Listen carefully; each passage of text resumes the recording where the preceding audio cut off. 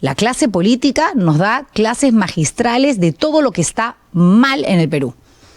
De verdad que sí. Tenemos para hablar de este tema casualmente a César Delgado Guembes, quien ha sido jefe oficial y además es especialista en temas parlamentarios. Y ha venido aquí a Ar de Troya, no lo veo todavía, en el estudio. ¿Sí? ¿Ya llegó? Sí. Ah, ok, va a ser virtual. Ok, no me habían dicho que era virtual, pero ya está con nosotros. ¿Cómo le va, César? Muy buenos días. Muy buenos días, Juliana. Gracias por estar aquí.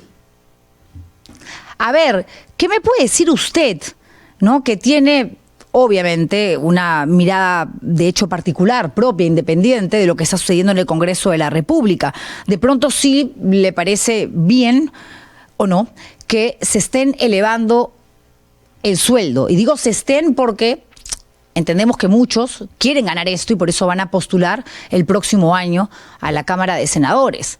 Pero si no, le van a hacer el favorcito al amigo, al tío, al primo que va a candidatear, o a los que vengan, no importa, pero son 34.917 soles para 190 congresistas que van a ver a partir del 2026.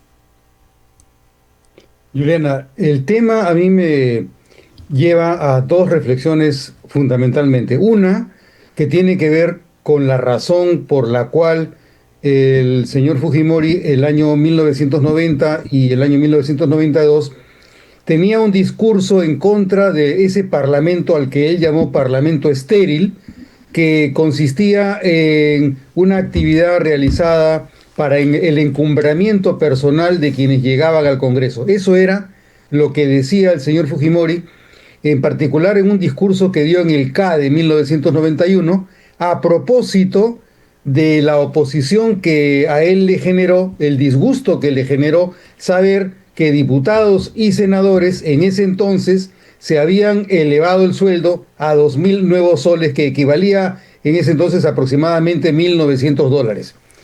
Si hablamos de $1.900 en diciembre de 1991, y ahora estamos hablando de mínimo 34.500 soles, que pueden llegar incluso hasta 52.000, cuando uno va sumando la asignación por función congresal, o la semana de representación, o cualquier otro tipo de gastos que tengan que ver con el traslado, con los viajes, etcétera, etcétera, los congresistas, podemos asumir que esos $1.900 que le generaba tanta ira al señor Fujimori en 1991, con ese parlamentarismo estéril, mira tú a lo que estamos llegando, que prácticamente podemos hablar de entre 10.000 y 12.000 dólares que estarían ganando los congresistas actualmente. Esa es la primera reflexión, que tiene que ver con los niveles de indignación, de incoherencia moral que afecta a los representantes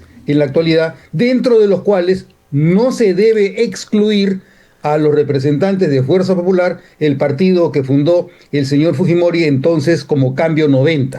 Pero aparte de eso, Juliana, a mí lo que me llama la atención es que estamos viendo solamente el árbol del bosque. ¿A qué me refiero? Si caemos en cuenta en qué norma se está previendo ese aumento, se está hablando del reglamento de las cámaras y del Congreso.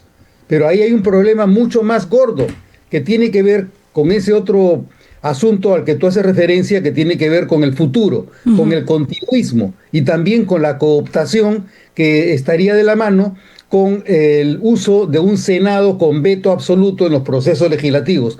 Sin embargo, más allá de todas estas pequeñas cosas, que no son pequeñas sino gruesas, hay un problema mucho más grande, que tiene que ver con que el Congreso actual está incurriendo, a mi juicio, en una inconstitucionalidad. ¿Cuál? Si tú revisas la Constitución, ella dice que las cámaras y el Congreso elaboran y aprueban su propio reglamento. Si las cámaras elaboran y aprueban su propio reglamento, ¿qué hace este Congreso, tan deslegitimado como actualmente está, dictándoles el reglamento a las cámaras y al Congreso, que aún no existe? Está violando la autonomía de la Cámara de Diputados y del Senado, negándole Claro. la competencia que tiene respecto a la elaboración y aprobación de su propio reglamento. Eso es inconstitucional, Juliana. Eso es De inconstitucional. acuerdo, ¿no? Y te escucho hablar y digo, sí, efectivamente, esto en realidad hace agua por donde se le mire, porque además se habla de una remuneración adecuada en el reglamento actual, ¿no?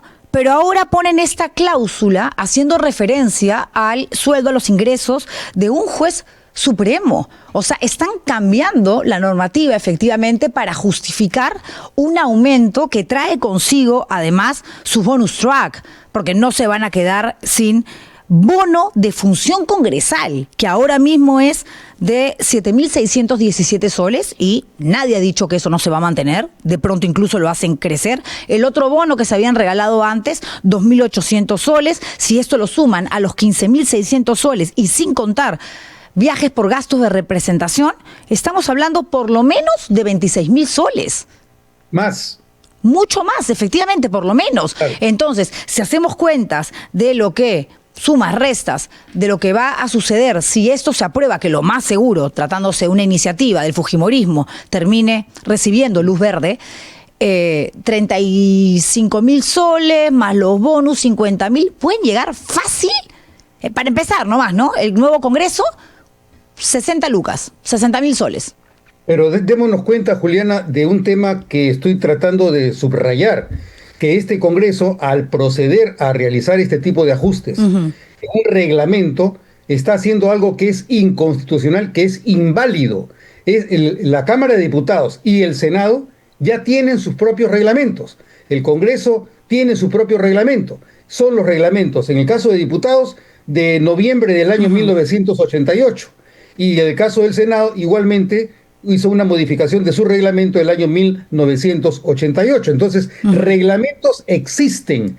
Están dándoles un reglamento para condicionar la actividad del próximo Congreso de acuerdo a los intereses, César, en particular sí, de quienes estén en el Senado. pero son ellos los que se han encargado también de descuartizar la Constitución política. Le decían no a una asamblea constituyente, no a la nueva Constitución, y lo que tenemos ahora es algo que no se parece en lo absoluto a la Constitución con la que arrancó el gobierno de Castillo y el Parlamento que hoy tenemos. Entonces, no solamente notamos una falta de coherencia absoluta y de inmoralidad muy alta, sino de que realmente nadie les pone el parche. El Tribunal Constitucional debería decir algo. El Tribunal Constitucional, que acaba de darle la razón al Congreso de la República, que le archiva todas las denuncias constitucionales al presidente de la República, diciendo, existiendo precedentes de que sí pueden investigar a un presidente en funciones, que a Dina Boluarte no la pueden tocar, no la pueden ni siquiera mirar, que pongan en pausa todos los expedientes, todas las carpetas en el Ministerio Público hasta que la señora termine su gobierno. ¿A quién recurrimos? ¿A quién le tocamos la puerta?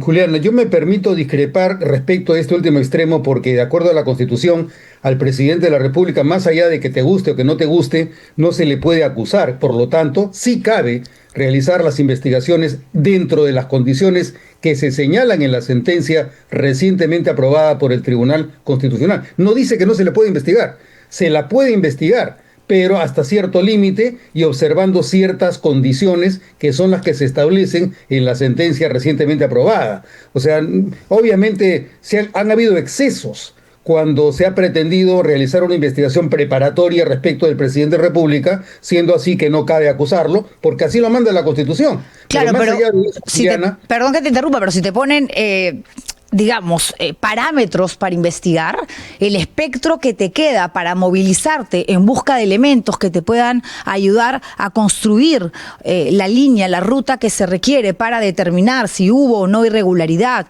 eventualmente un delito o no, se limita. Y cuando uno investiga, lo tiene que hacer con absoluta libertad, porque por allí pasa la labor de la investigación. Pero dentro de ciertos parámetros, Juliana, ese es un límite que te le establece la Constitución, lamentablemente. Sí, pero que los límites que supuestamente establece la Constitución y que deberían de afectar o no las indagaciones contra la Presidenta de la República no están en la sentencia que ha dado el TC, sí, están. dándole la razón, Sí están, Juliana. dándole la razón Mira, al Poder si tú Judicial revisas, en la demanda competencial. Mira, si tú revisas, está más o menos en los fundamentos 128 a 136 de la sentencia, se consignan los límites específicos de lo que sí se puede hacer y de lo que no se puede hacer. O sea, se ha establecido ciertas reglas para la investigación donde no se dice que no se la puede investigar, sí se la puede investigar hasta cierto límite, porque más allá supondría que ya se ha invadido una prerrogativa que la propia Constitución le fija no solamente a la señora Boluarte, a todos los presidentes de la República. Pero entiende usted y se da cuenta de que eso con Pedro Castillo no existía. Esos límites, ¿no? Pero ese espacio cercado donde ya no puedes tú entrar porque hasta aquí nomás llegas porque se trata de la presidenta de la República. Me parece mucho más honesto que en realidad salgan y digan, no la toquen, no la investiguen porque como tiene investidura, como se trata de la máxima autoridad en el país, entonces vamos con cuidado, no vas a ir a llenar su casa, es la presidenta de la República. Bueno, es una investigada, y si eres una investigada, te allanan tu casa, entonces no sos investigada. no, Y cómprate. no, claro. Bueno, en fin, es una discusión amplia, quizás no nos vamos a poner de acuerdo, porque cada uno además lo ve desde su propio lugar. Yo como periodista, tú evidentemente como especialista en Yo la lo tengo materia. que ver como profesor de Derecho De Constitucional. acuerdo, sí, no, de acuerdo. Está bien, pero para mí limitar una investigación sin ser yo ni fiscal, ni policía, ni nada, sino periodista, ya creo que es un ataque a la libertad del propio oficio, que lo tienen los investigadores Diana, policiales, hay un aspecto- fiscales y los periodistas. Hay un aspecto que quisiera también mencionar que tiene que ver con el rol que tuvo el Congreso en relación con la remoción del señor Castillo, porque la propia sentencia del Tribunal Constitucional se pone en ese supuesto y dice que cuando hay una violación flagrante de la Constitución, como en el caso de un intento de golpe de Estado, obviamente no se tiene por qué respetar esas reglas porque supondría un peligro mayor contra la Constitución. Eso también está en la sentencia, se ha previsto. Me parece que es una sentencia equilibrada. No se puede ir más allá ni ir tampoco menos de lo que ha hecho el tribunal. A mí me parece que es una sentencia correcta Bueno, y justa con el ordenamiento constitucional peruano.